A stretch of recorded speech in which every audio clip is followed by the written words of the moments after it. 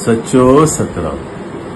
अज रहटकी साहब में हाजिर स्वरूप साईं साधराम साहब जन जो चौथे जी रस्म पगड़ियुनि जी रस्म अदा कई वई ऐं जिते लखे माण्हू अची करे अंतिम संस्कार में साईं जन के कंधो ॾिनो ऐं श्रद्धांजलि पेश कई। अॼु बि ओतिरनि ई माण्हुनि अची करे साईं जन के जेको आहे श्रद्धांजलि पेश कई।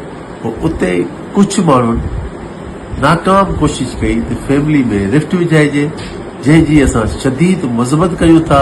पूरी संगत मज़म्मत करे थी, न सिर्फ़ असां ऐं संगत मज़म्मत करे थी, पर उते रोहितलाल साईं बि अची करे इन ॻाल्हि जी मज़म्मत कई ऐं सभिनी खे वान कयो त को बि माण्हू जेको आहे हिते इंटरफेयर नथो करे सघे, छाकाणि त ही हुकुम जेको आहे मथां सचे साईं जो हुकुम थींदो आहे।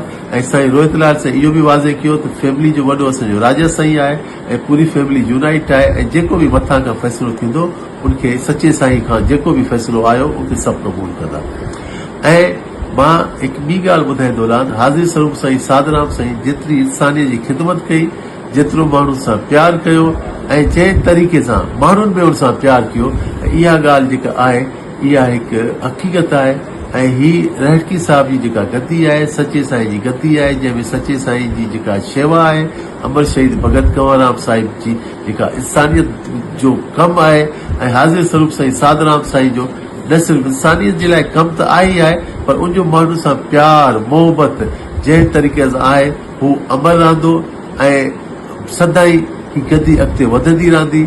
ऐं मां उन सभिनी माण्हुनि खे नमस्कार पेश थो कयां, लखे किरोड़े माण्हुनि खे जंहिंजी दिलि में साईं साधराम साईं वसे थो ऐं उन्हनि अची करे साईं जन खे श्रद्धांजलि पेश कई। उन सभिनी खे मुंहिंजो नमस्कार, सचो सतराम।